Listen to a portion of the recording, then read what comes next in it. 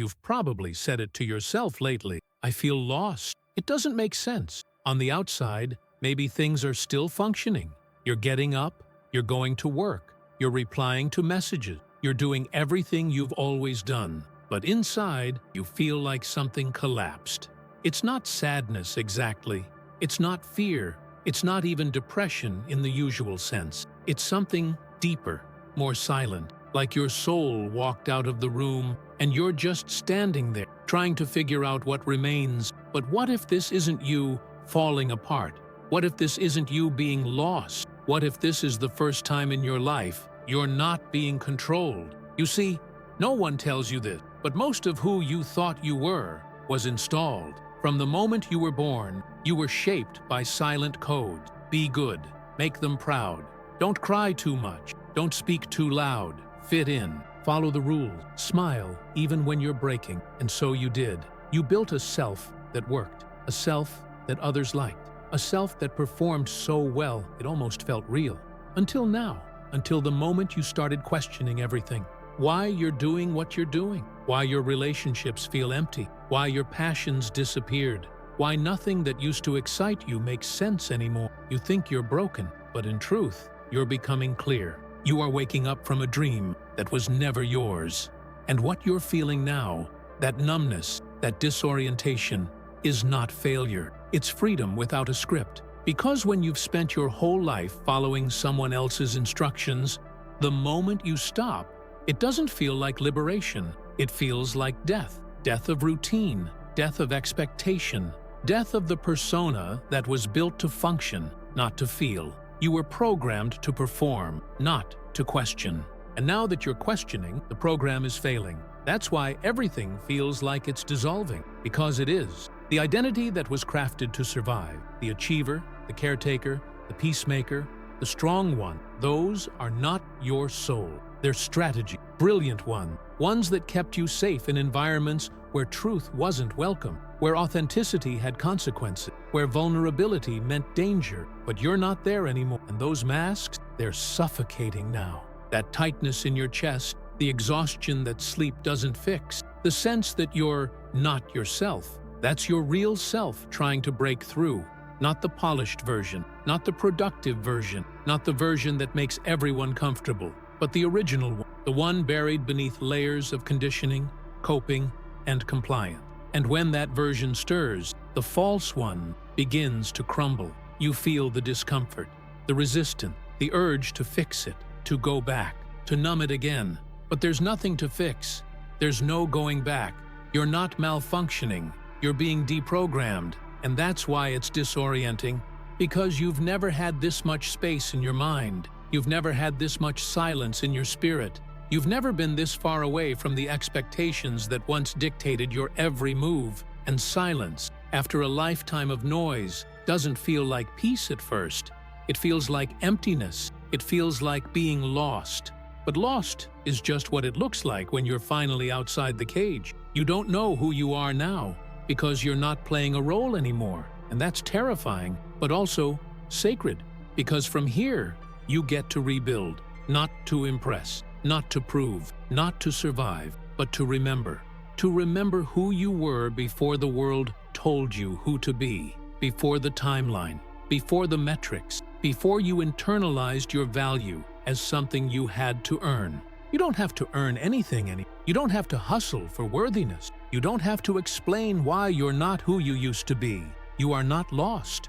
You are free for the first time. And now you start to feel it, not all at once, not in a blaze of confidence, but in flickers. You say no to something you would have tolerated before, and you feel lighter. You sit in your discomfort instead of fixing. You feel stronger. You stop trying to be understood, and you feel tiny moments, small awakenings, each one a signal that your system is rebooting, not from the outside in, but from the inside out.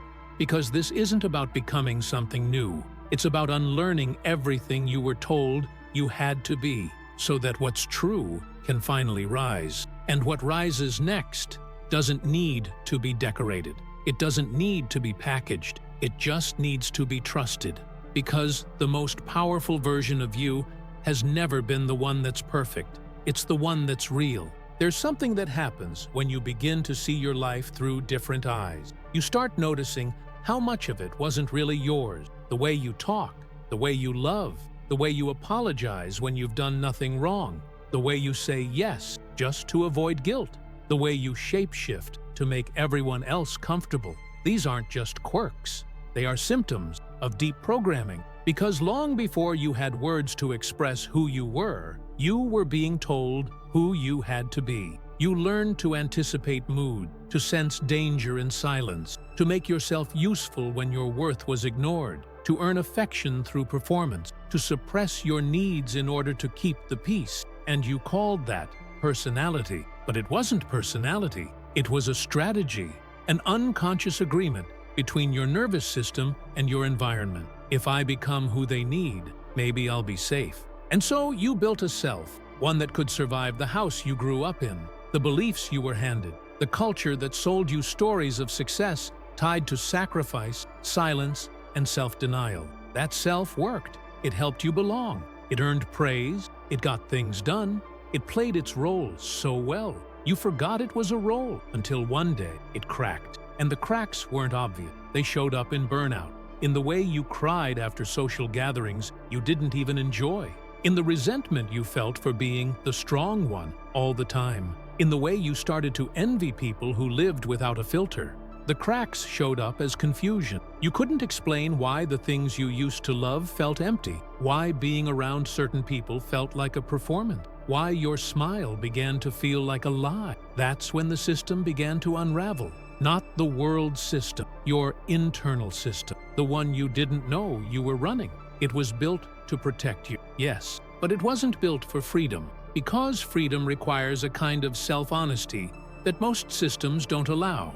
Freedom says, you don't have to be liked, you don't have to agree, you don't have to play nice when your soul is screaming. But the system you inherited said, be polite, be grateful, don't make things uncomfortable. So you stayed. In jobs that drained you, in friendships that tolerated you, in mindsets that made you small, not because you were weak, but because you were conditioned to believe that your truth was too much, your anger was inappropriate, your intuition was irrational, your desires were selfish. And now that you're deprogramming, you're starting to question all of it. You're starting to notice the script, the inner voice that says, you should be further by now, the reflex to say, I'm fine, when you're not. The guilt that rises when you say no without an explanation. Those aren't your voice. They are the voices of installation. Messages coded into your psyche through repetition, trauma, and cultural inheritance. But the moment you recognize them, they start to lose power. And in their place, something else emerges. Not a new personality, not a brand, not a curated identity, but a presence, a stillness, a you that doesn't need to be decorated to feel whole. This is the version of you that existed before the world told you who to be. The one who wasn't afraid to speak without second-guessing. The one who didn't apologize for taking up space. The one who trusted their own rhythm more than external approval. You remember flashes of this self, maybe in childhood, maybe in moments of solitude, maybe when you're in nature, or after a deep cry that left you hollow and clean. It feels like home, not because it's safe, but because it's true. And this truth doesn't need to be broadcast. It doesn't need a stage. It doesn't need to be loud. It just needs to be trusted. Trusted when others don't get it. Trusted when your path makes no logical sense. Trusted when everything you used to believe collapses, and the only voice left is your own. That's what deprogramming really is. It's not about rebellion for rebellion's sake. It's not about discarding every tradition or belief. It's about choosing, with clarity and sovereignty, what's actually yours. It's about putting every belief, every rule, every identity on the table and asking, do I believe this, or was I trained to? And when the answers come, not from the mind, but from the body, they don't always make life easier. Sometimes they make it messier, because you'll realize how much of your life was built on compromise. How many of your relationships were sustained by performance? How many of your dreams were shaped by fear? And letting go of that? It's a death. But it's also your liberation. Because in the ashes of what's no longer yours, you start to feel something deeper. Not clarity at first, but relief. The relief of not pretending, the relief of not performing, the relief of standing in the middle of your own undoing and realizing, maybe I was never lost, maybe I was just returning. You're not crazy for feeling like something's off. You're not broken for waking up every day with a strange weight in your chest. You're not failing because everything you used to rely on now feels empty. You're just beginning to see the truth, that the life you were told to want was never designed to nourish your soul. It was designed to keep you operational. From the beginning, they taught you how to function, how to wake up at the right time, how to follow instruction, how to suppress discomfort and smile anyway, how to chase approval like your survival depended on it, because, at one point, it actually did. You weren't raised to ask deep questions. You were taught to obey. You weren't nurtured into wholeness. You were trained to be productive. And so your body became a tool. Your emotions became liabilities. Your dreams got traded for checklists. And your worth became something to measure, not feel. You became a machine in a system that runs on quiet compliance. That system doesn't care if you feel joy. It doesn't care if you're aligned, expressed, or at peace. It just cares that you get the job done, that you follow the script, that you play your part quietly. So when you start to wake up, when you start to ask, why does all of this feel so fake? When you stop performing, stop people-pleasing, stop pushing through the pain just to be acceptable, you begin to disrupt the system, and it doesn't like that, because a conscious soul is unmanageable. A conscious soul won't sit at a desk 10 hours a day for something that drains their spirit. A conscious soul won't stay in a relationship just because it's familiar. A conscious soul won't pretend anymore, and pretending is the currency of the system. It's what holds it together. Pretending that you're okay when you're exhausted. Pretending you agree when you don't. Pretending that you're grateful for a life you secretly want to run away from. But here's the twist. The moment you stop pretending, you stop being useful to the system. You start missing the meeting. You stop responding to texts right away. You cancel plans with people who drain you. You spend more time staring at walls than being productive, and you wonder what's wrong with you. But that's not dysfunction. That's withdrawal. Withdrawal from a way of living that required your silence. Withdrawal from the dopamine hits of constant validation. Withdrawal from your addiction to certainty, to control, to being liked. You're coming off a lifetime of condition, of internalized urgency, of thinking, if I just do more, maybe I'll finally feel whole. But now you're feeling the crash, because your soul was never meant to be currency, and your value was never meant to be determined by how well you can perform painlessly. This is why the awakening feels so violent, because it's not just spiritual, it's nervous system deep. Your body literally doesn't know how to exist outside the loop. It misses the chaos, even when it hurt. It craves the noise, even when it numbed you. It longs for the rush of being important, even if it came at the cost of your truth. And when that programming starts to break, it doesn't whisper. It crashes. You'll have days where you can't get out of bed, where the thought of checking your email feels like suffocation, where your entire sense of identity evaporates, and all you're left with is this aching question: who am I without the role? Not the title, not the label, not the image, but the essence. It's terrifying, because when you've spent your whole life becoming what others needed, there's very little left that feels like yours. You look at your closet and feel detached. You open your mouth to speak and pause, because you're not sure if the words are true. You try to plan your future and draw a blank. That blankness? It's not emptiness. It's possibility without programming. It's the moment before the rebuild, the sacred space between who you were taught to be and who you actually are. But the system wants you to fill that space fast, with distractions, with new labels, with socially acceptable forms of spirituality that still keep you docile and nice. Don't rush this space. This discomfort you feel now, this silence, this ache, this not knowing, this is where the real you starts to emerge. Not the version that fits, the version that breathes. And breathing, when you've spent your life holding it in, isn't as easy as it sounds. It's trembling. It's crying for no reason. It's saying, I don't know, more times than your ego is comfortable with. But that's where the truth lives. Not in the polished performance, but in the raw, messy, inconvenient becoming. You're not malfunctioning. You're waking up in a world that prefers you stay asleep. You're becoming visible in a system that depends on your invisibility. You're starting to hear your own voice after decades of static. And that voice, it's not loud, it's not confident yet, but it's real, and that's enough. You've stopped playing the game. You stopped performing, stopped pushing, stopped pretending that everything makes sense. And for a moment, there was power in that. Relief, clarity, a breath of truth after a lifetime of scripted lies. But now, it's just quiet, not peaceful silence, not holy stillness, but that strange, heavy quiet that settles in after the storm has passed, when the dust hasn't cleared and the rebuilding hasn't started. And in that space comes the question no one prepares you for. Now what?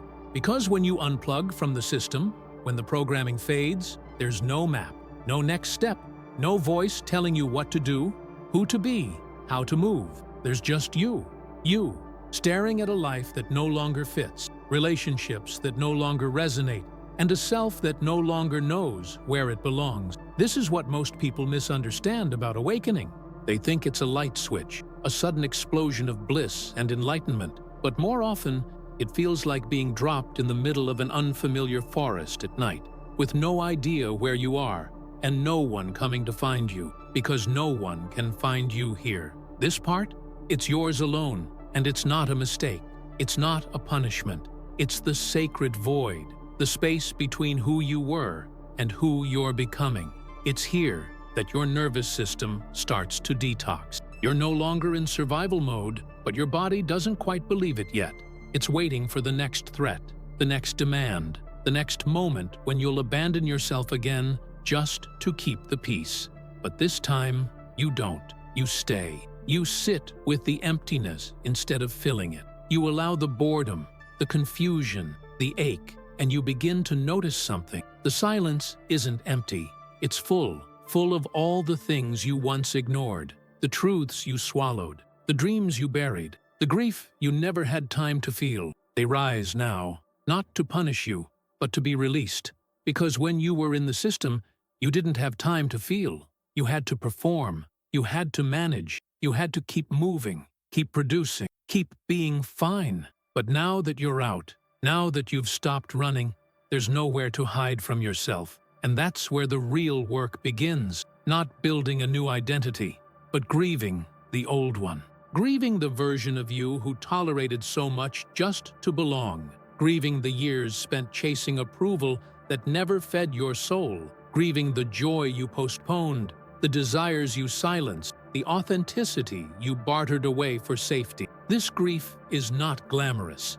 It doesn't look wise. It doesn't feel enlightened. It looks like crying in the shower. It feels like not wanting to get out of bed.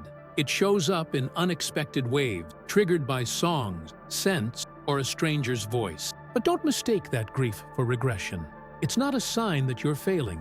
It's a sign that you're finally feeling everything the old you was too busy, too scared to touch. And as you let yourself feel it, something shifts. The grief doesn't go away, but it becomes a doorway. You start to see what's been hiding underneath it all along. You, the you that isn't defined by role. The you that doesn't need to be productive to be worthy. The you that doesn't have to be healed to be lovable. The you that doesn't perform, she just is. And from that quiet place, you begin to rebuild. Not because someone told you, not because you're trying to prove something, but because the truth inside you can no longer be contained. And it starts small. You say no without apologizing, and something inside you exhale. You wear what feels right instead of what looks right, and your body relaxes. You spend time alone and realize you don't feel lonely anymore. You're not rushing toward a new identity. You're letting one emerge, slowly, honestly, with reverence. And that emerging self, she doesn't need to be understood. She doesn't need to be liked. She just needs to be true. But truth comes with consequences. You start seeing things clearly, and not everyone around you is ready for that. You notice manipulation where you once saw love. You feel the energy behind words. You sense the hollowness in surface-level connections, and you can't unsee it.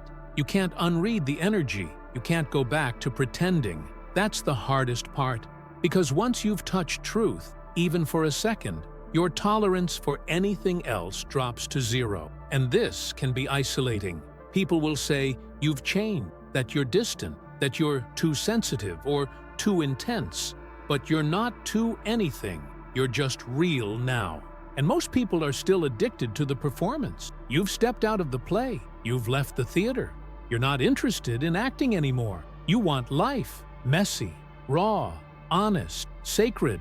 And while that may mean walking alone for a while, it also means you'll finally meet others who speak your language. Not the language of ego, status, or performance, but the language of present. They're rare, but they exist. And when you meet them, you'll recognize each other instantly. Because there's a calm in their energy, a depth in their gaze, a softness that doesn't apologize. They've been through the fire too. And like you, they chose to rise differently. You don't feel the urgency anymore. Not the urge to prove, to explain, to convince anyone that you've changed. You no longer feel the need to be understood in order to feel real. Something deeper has taken root. Not certainty, but sovereignty. You are no longer chasing a version of yourself that fits in. You are becoming the version of yourself that simply fits. Not in the world's mold, but in your own bone. You walk differently now. Not because you've arrived somewhere, but because you've stopped running. There is no longer a finish line. There is only now, and a deepening into it. This is the true integration. The season where you no longer swing between collapse and awakening. Between I'm broken and I'm transcending. You stop living at the edges of extremes and you start living in the middle of yourself. You are no longer at war with the silence. You don't rush to fill the gaps. You let the void stay open, because now you know that it isn't empty. It's honest. You begin to rebuild, not as a strategy, but as a ritual. You wake up and listen before you move. You speak less, but with more weight. You don't chase connection.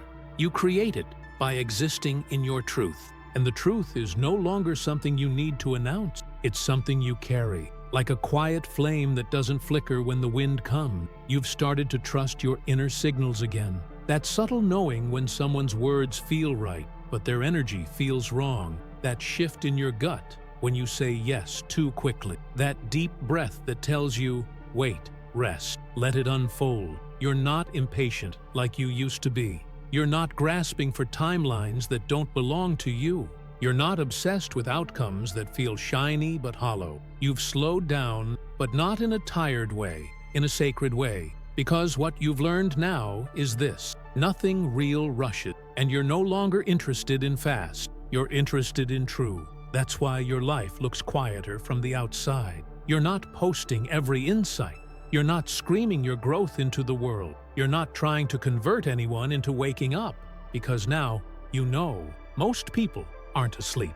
They're just afraid of what they'd have to let go of if they told themselves the truth, afraid of the loneliness, afraid of the in-between, afraid of who they'd become if they stopped performing. And you don't judge them anymore, because you remember. You remember how much it hurt to unravel. You remember how loud the silence was.